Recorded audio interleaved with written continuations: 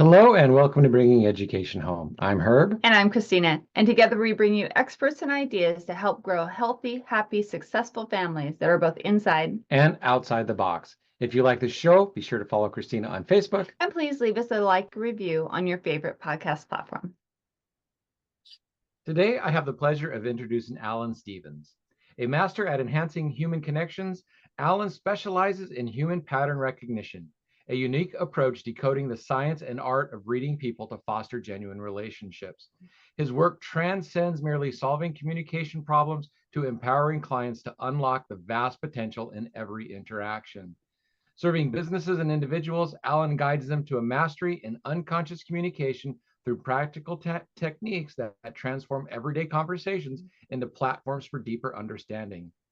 Driven by a passion for empowering connections, his mission is to create architects of connection who leverage empathy, understanding, and effective leadership to shape interactions into opportunities for shared success. Alan is redefining how we communicate, making every exchange meaningful. That is a beautifully written introduction, and I'm really looking forward to this conversation. Thank you very much for being on our show today. Oh, thanks a lot. And in particular, I feel very honored to actually be here. And it's a pleasure to be with you today because I know your passion is in helping parents with their children. And this is one of the areas that I really want to see a lot of changes in. So thank you very much for the invitation. I'm looking forward to it. Excellent. Thank you so much for being here as well from my side. Absolutely. This podcast, Bringing Education Home, our company, Vibrant Family Education, is all about that. How can we help the parents connect with their children more around their education, around their learning, around life skills that really help them? And communication is one of those keys. That's it. Exactly. So give us a little bit of a background besides what your bio said. Why this passion, this communication? How did you get into the kind of like reading people? Because I heard that in your bio. I was like, wait, he reads people? What's this all about? Well, what got me into this particular field was a whole lot of different events. People will ask you, tell me about the major event that made the changes in your life. Mine have been little nudges along the way when you put them all together. Yeah. I was first put in charge of a group of men who were all older than me when I was 23. My second in charge was 38. So you can imagine getting them on side with no leadership training before as well.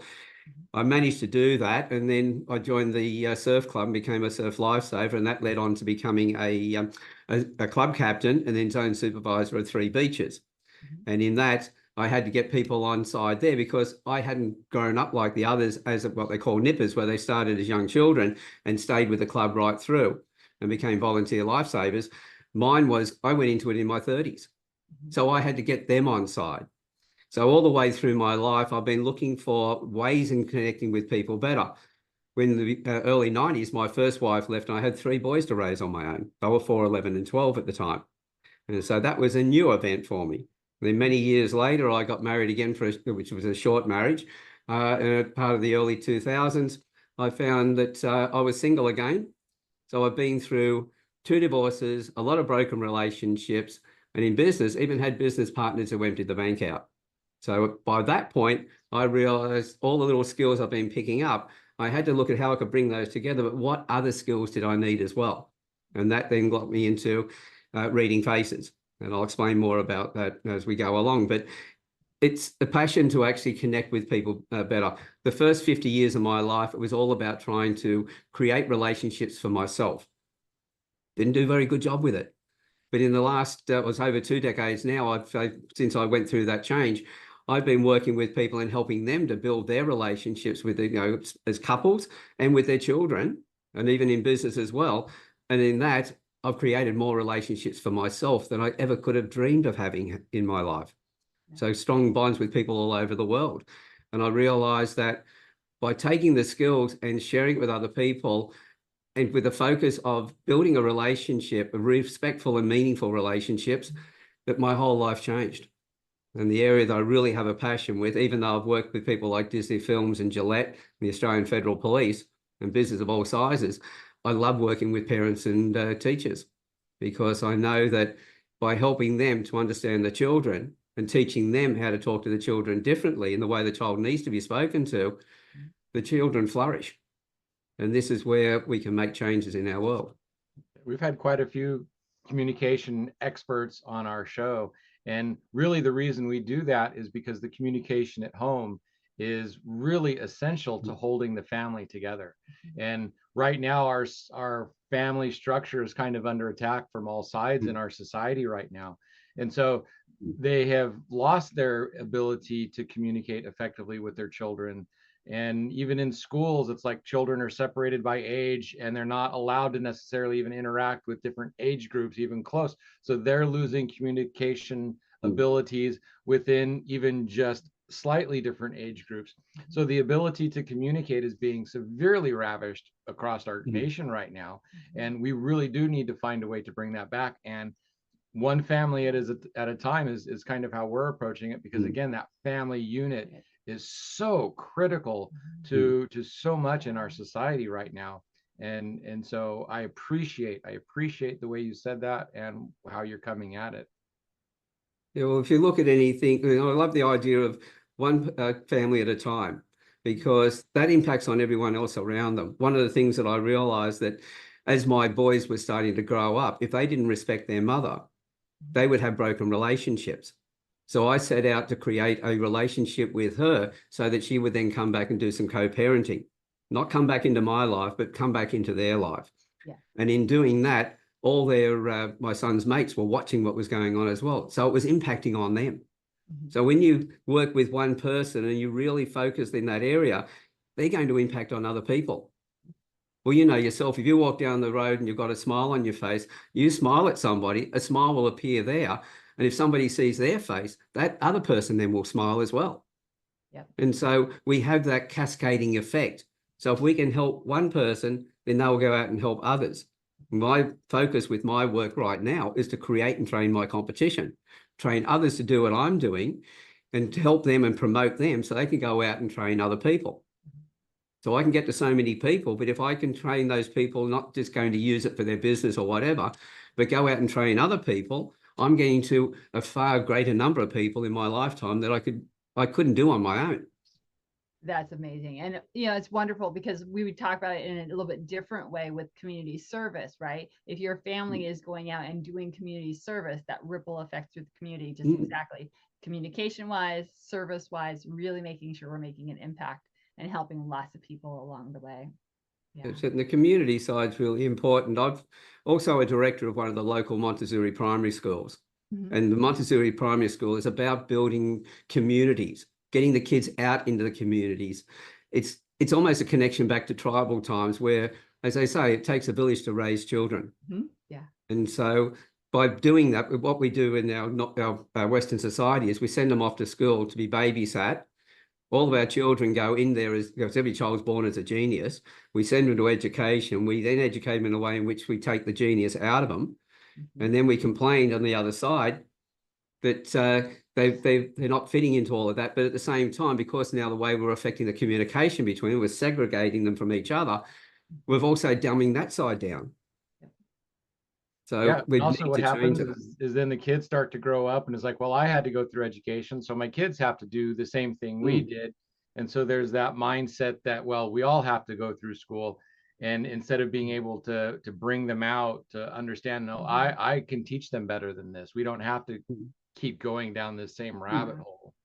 So so let's step out of that communication model and let's start expanding our children's horizons and visions and viewpoints and communication, especially through learning to reading, which is one of our biggest pushes, is to get the kids functional and excelling at reading so that they can pull in their own education, because and reading is so crucial in being able to communicate as well, because once you can read, then you can start understanding communication in so many different ways. That's it, because as parents who are homeschooling, you're focused on the child. But when you look at the school, they're focused on the curriculum. Yeah. So, and that's the difference. There's a disconnection. The communication and the love, the nurture, the connection you can make with your children when you're homeschool is something that's lost when we send them off to school. Because I know at school, I was told that I didn't have the brains to do any work. I was good with my hands, become a carpenter. And so I became a cabinet maker, realized that was a factory job that I went into. went back to school and thought, this was year 10, and I thought we had 11 and 12 to go. And I thought, well, I can't get through those. And I was picked up by our national telephone carrier after failing their entrance exam twice. The only reason they took me was because there was a large number of dropouts. And so I became a technician, which led on to becoming the youngest supervising technician in Australia. So I realised all the testing and what we're putting kids through wasn't doing the job right. You know, psychometric profiling, Dis Myers-Briggs, reading people that way and putting them in boxes is not the way to do it either. I come along and take people out of the boxes and treat them as an individual. Yeah. You're raising your children, you're connecting with them, you're actually doing that, you're focusing on them, and they appreciate and respect that. This is how you have children who grow up loving and respecting you. And what do? They repeat what you did with their children. Yep. And then we have bigger, beautiful families that just keep growing and being happy. Exactly. It's one of those things where I teach a lot about learning styles. You know, how do you connect with the child? If you know their learning style, if you understand how they learn best and you're employing that along with other strategies, then that learning connection really grows. That's it. Because looking at Herb, and by the way, I can't help myself. Whenever I look at somebody, I'm profiling them. And by the way, everybody, if I can see your face, a photograph, I've got your personality. Because it's the features that we create in our face over time that give that away. I know that Herb is really brilliant at pulling ideas together and concepts and everything else, so he can think really fast.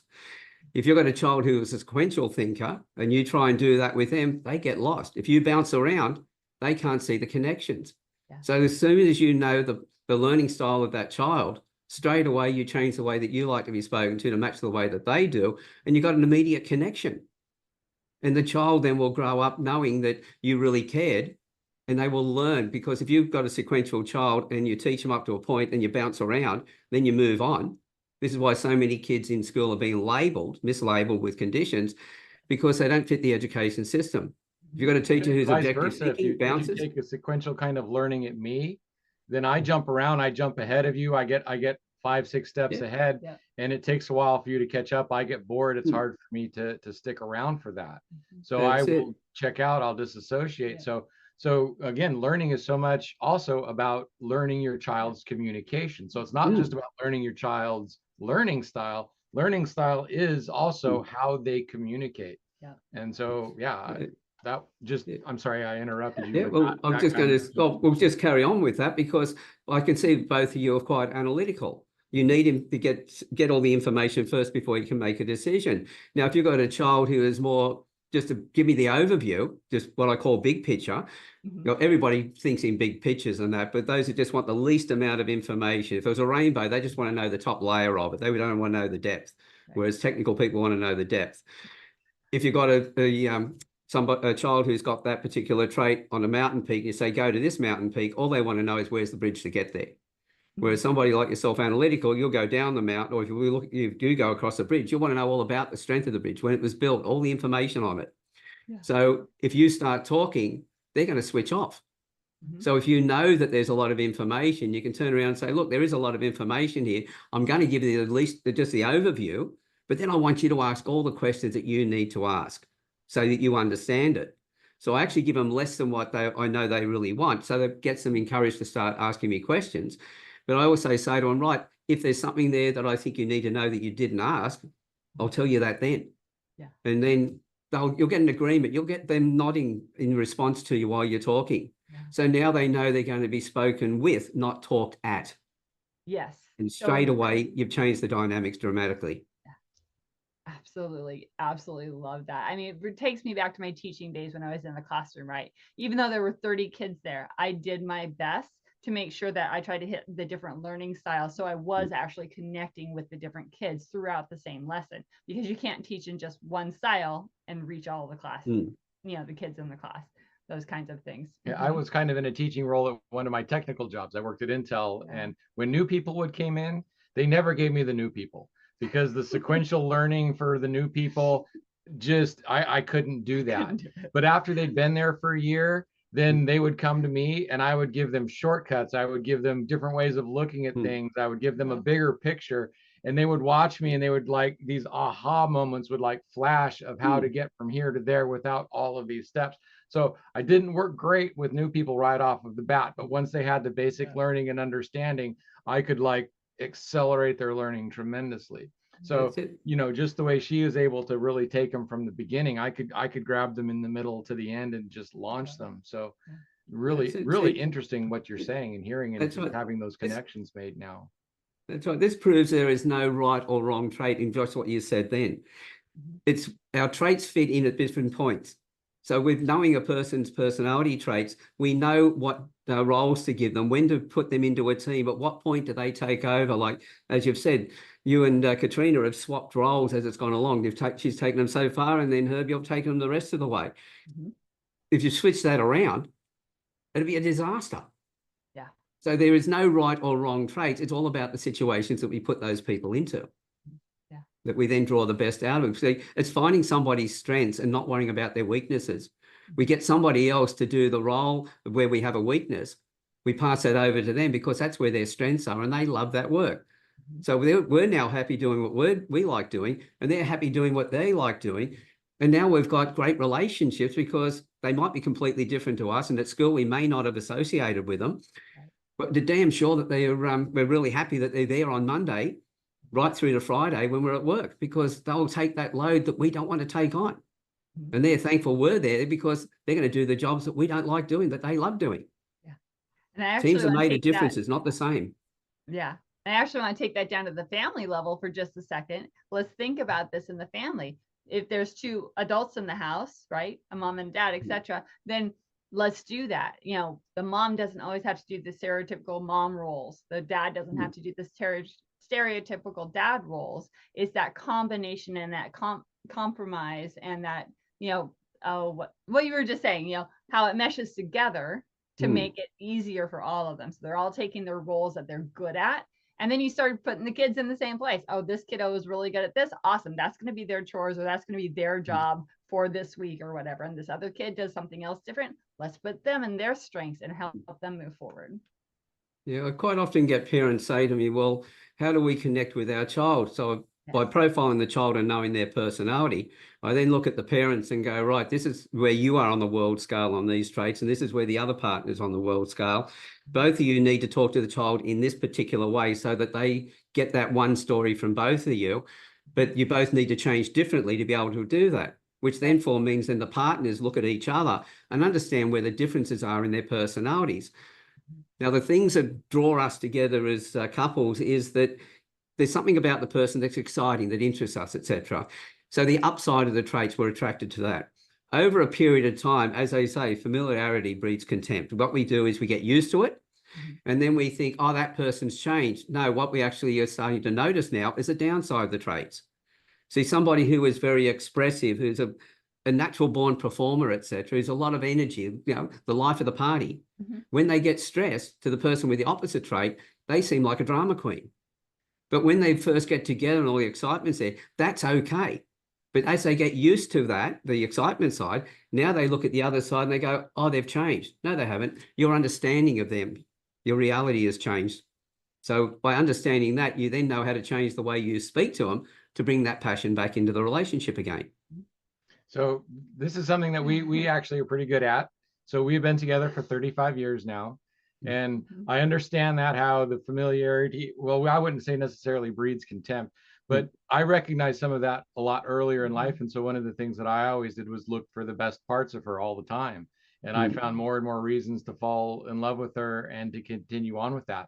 So this was a person that I wanted in my life. And so instead of trying to become familiar, I always tried to find something new and something desirable, and would focus on those traits so that we would be together for 35 years, so that we would be together for 70 years, maybe even 100.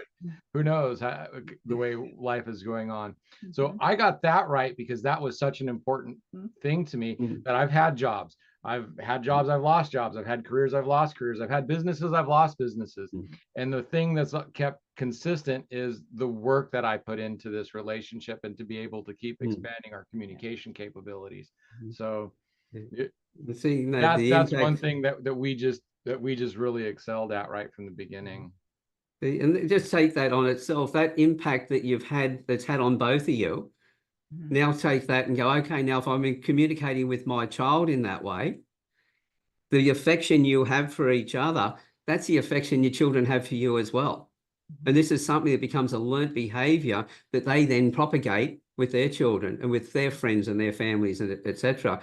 Because children are brilliant when it comes to learning from us, because they watch and listen to everything we're doing. They take it all in and they become mimics of us. So if we want to change the children, we've got to change ourselves first. Absolutely. And it's lead by example. Yep, exactly. And one of the things along that line, oh my gosh, oops, it just went out of my head. I hate it when that happens. Yeah. So we actually lost communication with our youngest son. He tried to have our relationship with his partner, significant other, and it didn't work out for him. And somewhere in all of that, it messed up our relationship, and there was no communication. So the communication between us stopped. We're not real sure why, but so we've kind of lost track of one of our children due to that, not building the communication right. And again, we're not really sure where that went wrong, because he did model us. He did try really hard to follow along what was going on. And then when that all fell apart, it's like our relationship went south as well. So quite often, the child can look at it and go, well, you were successful, but I've been a failure. And so they don't talk to you about that, but they feel that, and that's where you separate, because the feeling they have for themselves. This is where stepping in and having conversations with them. See, my sister has 3 sons, and her first son was 15 days older than my first son. And so both of us had 3 boys each. And so the end result was one of her sons went very quickly into business. He runs his own security company in electronic security. My oldest boy at the time was finding difficulty getting jobs. Each company he went to work with, after 6 months or so being there, he was going into companies that were already in trouble. And so by 6 months later, the company's closing, and he felt like a failure. He came to me and he said, Dad, he said, you must be proud of Matthew more than me. And I went, why? And he told me, he said, look, he's got his job and his business and everything else. He's successful. I said, mate, I hear him talking about other people the way he talks about them. You don't do that. I'm more proud of you than I could be of anybody else, because you have the right heart. I don't care what job you're doing. I said, you can get a job as a street sweeper. All I expect, and I know you will do, is make sure your street is cleaner than everybody else's street. So I've got, this is one of the reasons I could reconnect with their mother and build a relationship with her, is that I looked at the marriage. Instead of making the decision on, she told me I wasn't good enough to be a husband and a provider and everything else, but that sort of went south because she gave me the boys to provide for as she went off. Right. But I realized that if we hadn't been together, I wouldn't have had 3 sons that I love and respect. So with that, I was able to change my attitude by, click of the fingers. It was an instant decision. It wasn't something I had to work up to. I could look at the positive side of that relationship. And in fact, when my oldest boy was in his early 30s, she needed somewhere to stay for 3 months. And she rang me and she said, look, you're living on your own. You've got a big place. You've got a spare room. Is there any chance I can be a lodger? And I said, for what? And she said, well, 3 months. And I said, well, as long as we have separate lives, you cook your own meals, you do your own thing. I run my business from home. We live that way, then that's fine. It meant that Chris, the boys came over, they'd see both of us. Yeah. Well, that was supposed to be for 3 months. She moved out 3.5 years later. And when everybody said to me, how could you manage to do that? All I had to do was, each time I looked at her, was think of my sons and know that I wouldn't have them, and I wouldn't have the 6 grandkids I've got now if we hadn't been together. Yeah. All of the ways in which we respond to everybody comes down to our decisions. Now, if the parents love their children and they separate, don't fight with each other, don't rubbish each other, because you'll tell your kids that half of them is no good. Yeah. They may then pull away from the other partner, but eventually they will disrespect you as well. So all these people, who are rubbishing their partners to their children, they're damaging their own relationship with the child. Yeah, and I believe that my son was breaking up with the mother of his child, he had his friends over, and I heard them talking bad about the mother of his child. And I like went out and I stopped it as like, that is not acceptable. You will not do that. It's like, that is the mother of my grandchild. You will not disrespect the mother of my grandchild, not in front of me, certainly not in front of my granddaughter. That is completely unacceptable. There was a reason they got together there, and that respect is absolutely essential to being able to continue a relationship. Because if you start becoming disrespectful, even she might be whatever, horrible, it's like but you don't do that. That's unacceptable. And so I maintained that. I might have been a little like hard-nosed about that right at first, but they got it, they understood it. And in the long run, it helped him be able to co-parent with her, because he didn't destroy that relationship any farther than it needed to be. So yes, that is my oldest boy was 18 at the time. He was on his way out to school. He stopped in the doorway and he turned around and he said, "Dad, we're really lucky to have you." And I went, "Where did this come from? What's this about?" I said, "You don't bag mum." He said, "We've got this great home here." I said, "But your mother and I are separated." I said, "What about all your mates?" He said, "Why do you think there's 15 kids in the house after school every day? Because none of the kids want to go home. Their parents are fighting all the time." He said, "You don't bag mum. Mum doesn't bag you. And so when we've got 2 houses to go to. We're richer than all the other kids who just go back to the one where it's a hostile environment." So I realized at that point, this is why it was important to build that relationship with the other person, to co-parent your children, and make sure you don't rubbish the ex, because if you do, you're telling them half of them is no good. So your kids will eventually end up disrespecting you. And we know that, because in most cases when couples break up, the majority of the time the children go off to the mother. And we know now from the statistics, the most violent crimes against women that are perpetrated by males are perpetrated by 80% of them perpetrated by males who didn't have a father. That rite of passage, this is one of the things, was to teach my boys to respect their mother, because that way they would respect women, they would have better relationships. And this is what's important, because, well, nobody gives us a manual to raise our children, same as they don't give us a manual for our partnerships. Well, we do have a manual, but most people don't know how to read it, and that's the face. The face tells us through the emotions, through the facial features, it tells us their personalities and everything else. My job is to teach people how to read that manual. Now a few words about vibrant family education. How many entrepreneurs and business owners start out on this journey to make a better life for their family, only to find that it took so much more time and effort than they were expecting, that they had even less time for their family? I know I did.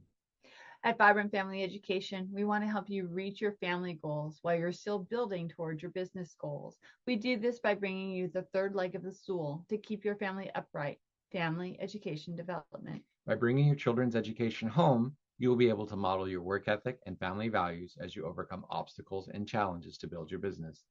Instead of learning facts to pass tests, your children can be watching and seeing the dedication it takes to build your business and the legacy you want to create for their future.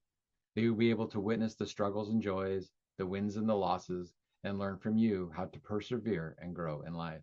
Instead of waiting until you get successful to spend more time with your family, start with the end goal in mind and bring your family home.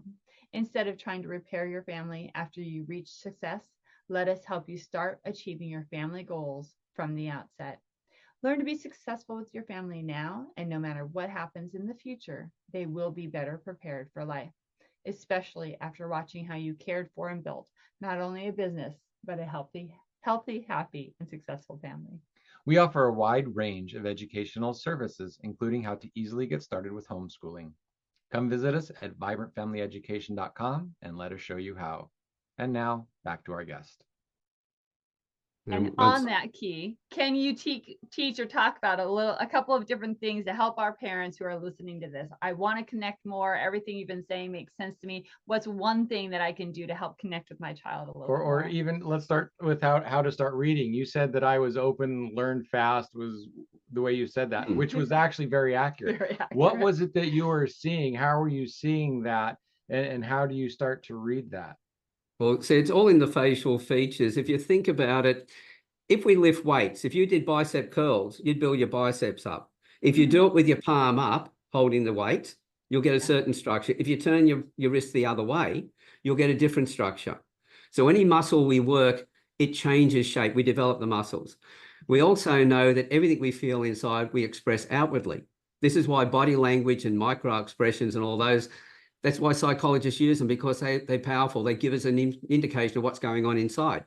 So while you're thinking and concentrating, I do this all the time. So they've got these little vertical lines up here. And on some people, they're really obvious. So by crunching the face up, thinking in a certain way, we work the same muscles over and over again, which creates, over a period of time, shows us how our nurture traits, the ones we've decided to create in response to our environment, are developed. So if we can read those straight away. Now, as far as Herb goes, we kept on turning sideways to look at Christina. And as you did that, I could see the shape of your forehead, just the forehead itself. Yours is very angled back. It was the warrior's forehead. If you think of all the statues in New Zealand, they've all got this slope back forehead, which they were the warriors. These are people who think fast. As a sport, they'd be, rally drivers, racing car drivers, things that need quick responses. Any of me needs fast action. That trait comes into it. But I wouldn't like to see you take up gymnastics on parallel bar, because you might decide to change it and you'll end up hanging yourself on the bars. A sequential learner, that's where their expertise comes in. They will learn something from the first part. They understand that. They understand the second bit. They bolt that together. They understand the third bit. And they study from the beginning of the presentation to the end of it. At the end of the year, they don't have to worry about sitting for an exam. Well, they may because of their confidence levels, but they already know the stuff. Whereas someone like you won't really know they've known it, because you bounced all over the place and you may not have it put together at the exam time. So you might leave it till the last minute to do that panic study to get it all in. And so I did a little bit of studying in psychology as well, and in the MBTI, the Myers-Briggs type index, I'm an INFJ, and my personality type leaves stuff to the last minute. But we're also usually really smart, and so the stuff that I put together in the last minute just flows together. So there is a little bit of worrying, but then usually what I put together at the end is better than what a lot of people put together throughout the whole time by going sequentially. So I wait till the last minute and put stuff together that's really, really well put together. I just bring it together. Just panic at the end of it. Right. Get it all in. And I've always been a test taker, so it's like I wouldn't do my homework and I would ace all my tests. That's how I got through school and high school and college. Is the homework was hard for me, but the testing, the way my brain worked, I could just fly through tests without a problem. I mean, with that concept of thinking, you're able to visualize things that you haven't actually been taught before. Yes. The sequential person, they have to follow it all, understand it. For them to step out and be more inventive is a little bit more difficult for them. They'll take a bit longer to do it. They can get there, but they're going to take longer time. So it's like somebody who's got a very narrow face. They build their confidence by doing things over and over. You show them something brand new, they will go out and test it and make sure they got it right before they talk about it and share it with other people. The really wide-faced person has got just a natural level of innate self-confidence. You tell them something straight away, they think they know it, and they'll go out and tell everybody else about it. They're quite excited with a new concept. But we don't know whether they've got it until they've been put to the test. But everything has a place. The person with the narrow face, if I've got a job that has to be put together, we want it in a way in which it's going to be the new procedure that everyone's going to be following. I want to make sure it's going to work. I'll give it to them because I know they will agonize over it until they got it absolutely right. Then they'll tell me about it and I can just put it in place. If there's a time frame on it, then I've got to make it easier for them so that all the questions that they struggle with, they can come and talk to me. So I will give it to them to create that new event. But if I've got to do a presentation, I can't do it, and I've got two staff members who've got equal knowledge, and one's got a narrow face, one's got a wide, I'm going to give it to the wide face person because people are going to see them as more confident. They're going to feel more confident, and the presentation's going to go smoother. You can see there's no right or wrong traits. It's the environment in which we put those traits in. So I know that the narrow face person just needs more time. So I'm not going to rush them. If you've got a child who's got the much wider face, you may have to keep putting the brakes on and asking them questions where they don't feel that they're being tested, but you are actually testing them. Yeah. You just can't show them something. You go, okay, well, now you understand that. how would you use it in this situation? And they then feel like they're teaching you. Yeah. And so they'll open up and show you. Mm-hmm. And so that's how you test whether they've got it. Yeah. I love that. That is amazing because, yeah, I mean, assessment is one of those things that parents ask about all the time. It's like, do I put paper pencil tests in front of my child? Do I ask them questions? Do I have them create a project? And again, it goes back to learning style, communication style. But then what you were just saying is how long they might need and things like that is also indicated in like their facial structure. So you can kind of jumpstart some of those learning techniques based on some of the reading of the faces, and then start adapting after that. So again, this is one of those jumping things. It's like I hear stuff and I start seeing ways to apply it even before I know the fullness of it. So yeah. Well, here's another one for your parents to think about. If your child has got obviously short legs, now you've got short, middle sort of, and then you've got long. Well, I've got really long legs. I'm born to sit. My legs and my arms are in proportion. Okay. If I put my arms out, fingertip to fingertip, I'm 5'11". But in reality, in height, I'm only 5'6". I'm built like an orangutan. Yeah. Small upper body. But when I was, surf lifesaving with wetsuits, I had to make them specially for me. They had to take the smaller size for, as length for the upper body, but wider because I had broad shoulders. Yeah. My legs are thin and long. So they had to specially make all my wetsuits. But I'm born to sit for long periods of time. If you have a child who's got short legs, they need to be on the go all the time. If you're going to put them in there and say, sit there until you finished your work, break it up into smaller segments, let them get some breaks, send them off for a bit of a run some energy off, bring them back. Yeah. It may take longer, but you'll have less headaches in the process and they will learn and thank you for it. Yes. And that's one thing, I think about in our classrooms a lot. We have these kids sitting for so long instead of being up and being able to move and things like that. And when my homeschool parents say, well, do my kids have to sit at the table to do their work? It's like, unless they're doing a specific task, like improving their penmanship, their handwriting, or something else that requires them to sit up straight and tall so that they can get that done properly. No.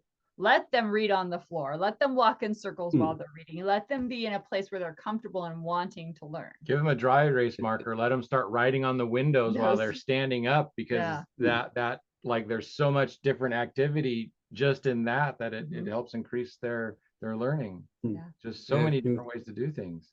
Yeah, and using the pen on the window and that, cleaning windows is not that expensive. But what you actually achieve out of that is incredible. Yeah. Oh, that was one of the biggest things that what a lot of my parents would say is like, my child doesn't want to sit down with pencil and paper. Awesome. Don't use a dry erase board. Go outside on the sidewalk and use sidewalk chalk. Use the dry erase marker on the window. Just take a picture of it and send it to me because I have to grade it, right? But otherwise, let them do it the way they can really engage. That's it, because that helps them to keep their genius. It helps them to keep their creativity, and it keeps them engaged.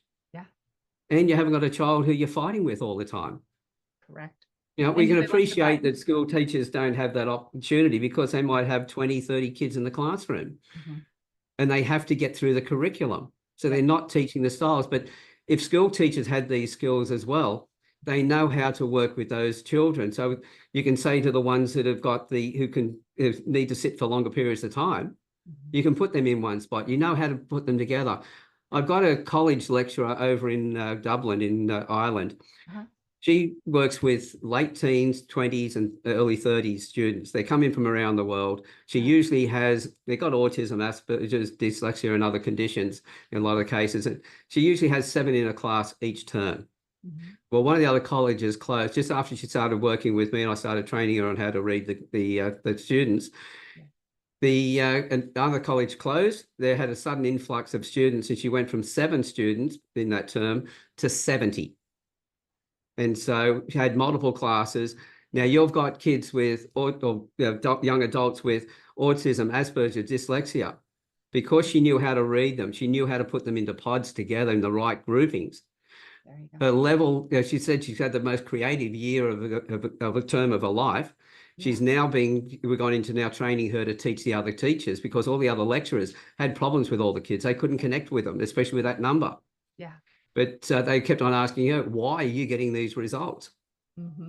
So now, as I said, this is my target to create and train my competition. So those people want to learn who are going to go on and teach others. with that passion to give to others, not just make money. Because they've got to pass an interview for me to do to train them when it comes to the master programs, to make sure the right people are doing it for the right reason. And she's got this real passion for it. Every time she puts something up on Facebook, it just, you can see her whole face just lights up every time she does a quick little video talking about them. And in fact, as we worked, every week she was doing a testimonial for me, because she was talking about, I got this week, we had this problem, we got this result. And she was so ecstatic about it.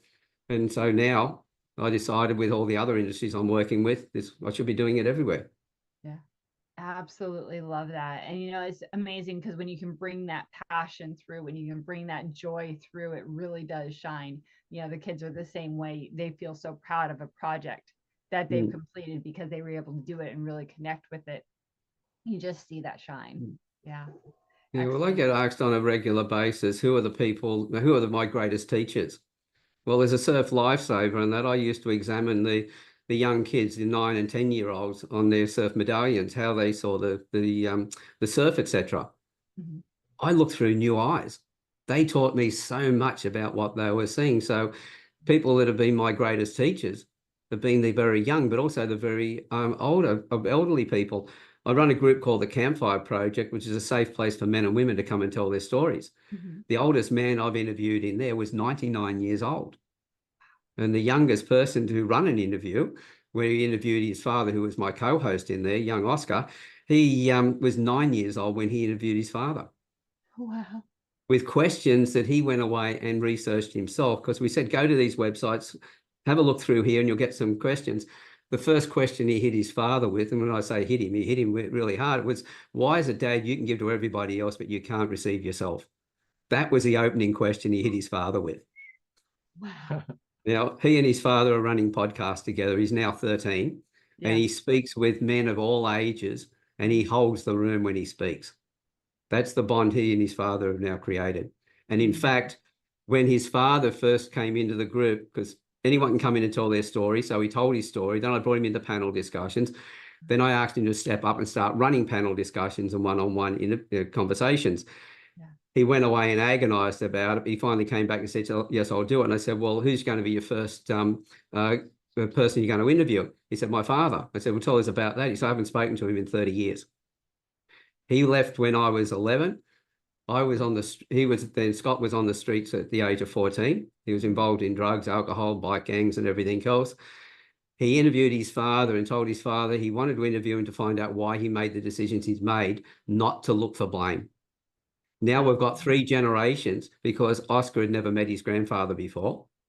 Now we've got these 3 generations of Oscar, Scott, and Lee, the father, building a relationship together. Wow. So no matter what the breakup is, there's always ways of doing it. And usually it's a matter of stepping up and just telling the person why you want to know. Like your son, for instance, just saying to him, this is one thing that we haven't been talking. This is what I've really missed. And start the conversation there to get an understanding. And from there, you work through the issues together. Because when we stand looking at people and pointing fingers, as they say, 1 finger pointing and 3 fingers pointing back, the Campfire Project was built under the hashtag We Together.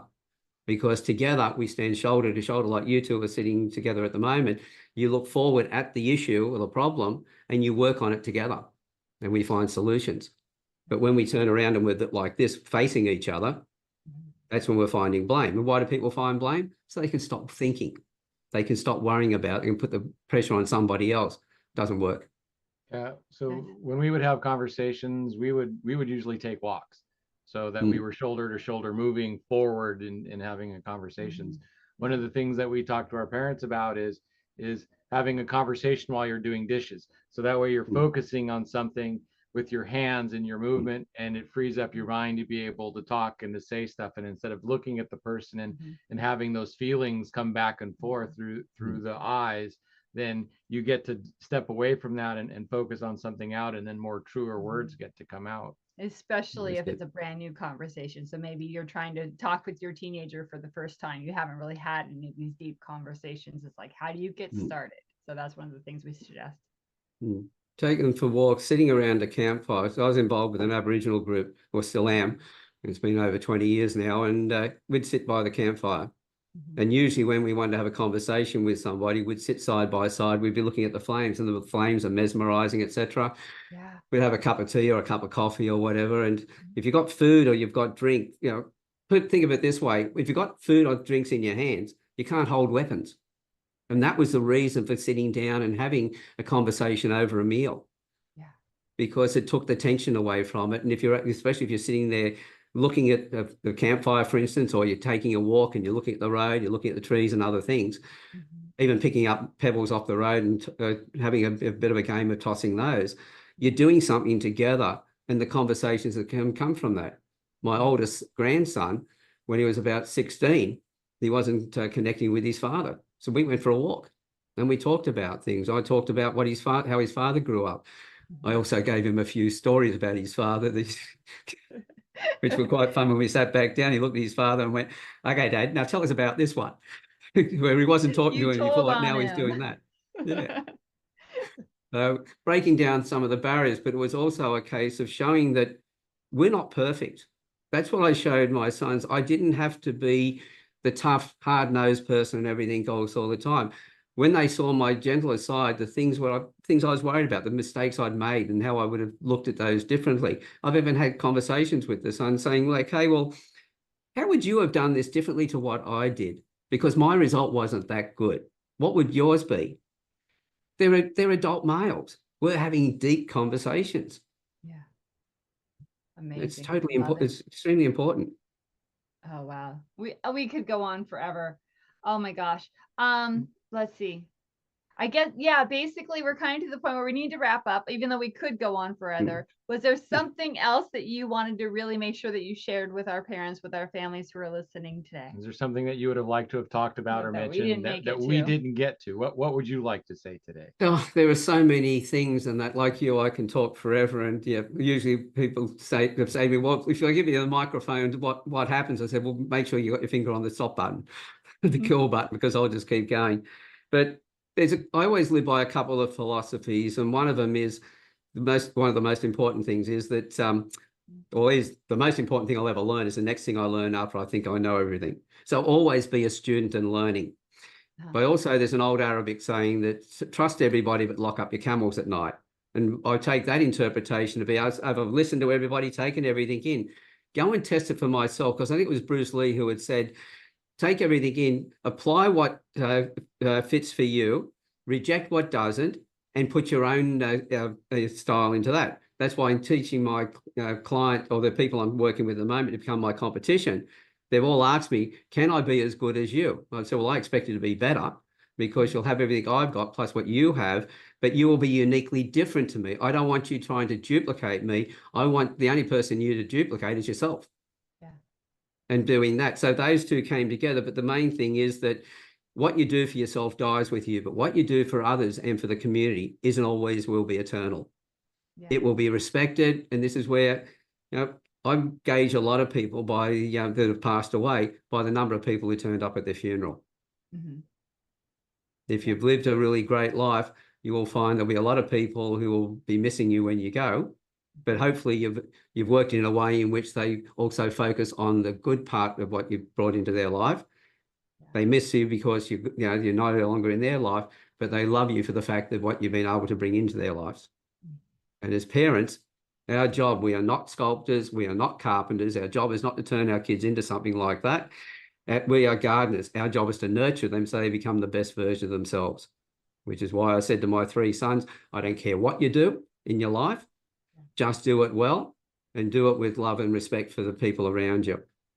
And that's the greatest reward that they could ever give me, is to see them grow up that way. Beautiful, beautiful words. Oh my gosh. Thank you so much, Alan, for this time, for your tips for our parents, for the information. And hopefully parents are, listening to this and taking these things and storing them away and then bringing them out when they need them, or bringing them out when they need to try something new because something's not working. Well, to give them the opportunity to actually take away and practice a little bit of this stuff, I have a free course which takes about 28 minutes. It has a couple of traits. I'll give you the link to that and share that with your audience, because at the end of the day, as I said, what we do for others, all the rest of it is what makes this world so much better. So I'm always happy to share information to help people then move forward and Thank think you differently. very much. Yeah, and that link will be down in the show notes. Also, would you please say out loud either your website or contact information? How can parents get more information about you, please? Well, the quickest way to find me is through my, it's my name, alanstevens.com.au, AU for Australia, but Alan, ALAN, and Stevens, STEVENS. So you'll be able to find me there. And if you just put a / and the word free on the end, that'll take you straight to my free course that's on another platform. Okay, excellent. Yeah. Thank you very, very much. And like I said, all of that will also be down in the show notes. Thank you so much for being with us today. Thank you for sharing this wonderful information with parents so that we can really have happy, healthy, and successful children. Thank you very much. I really appreciate the invitation. I would also like to thank you, because so many people, when they find problems or they find things that work for them, they hold on to them themselves, or they just complain about what's going on. But you are taking your problems, not necessarily your problems, but you're taking your story, your message, and you're sharing it with the world, and you're trying to make the world a better place. And as you said, you're trying to give yourself competition by sharing it. And instead of, like I said, instead of it being about you, you're making about everybody else. And to me, that makes you a hero. That makes you a really special person, because you put yourself out there. You go that extra mile, and that is just a very special person to me. So thank you for being here, and thank you for being you, and thank you for sharing yourself with us today. Thank you very much. All right, family, friends, people who are listening, guests, thank you for being with us. Thank you for joining us. Until next week, take care, and we will talk to you later. Bye for now. Bye for now. Hello, and welcome to Bringing Education Home. I'm Herb. And I'm Christina. And together we bring you experts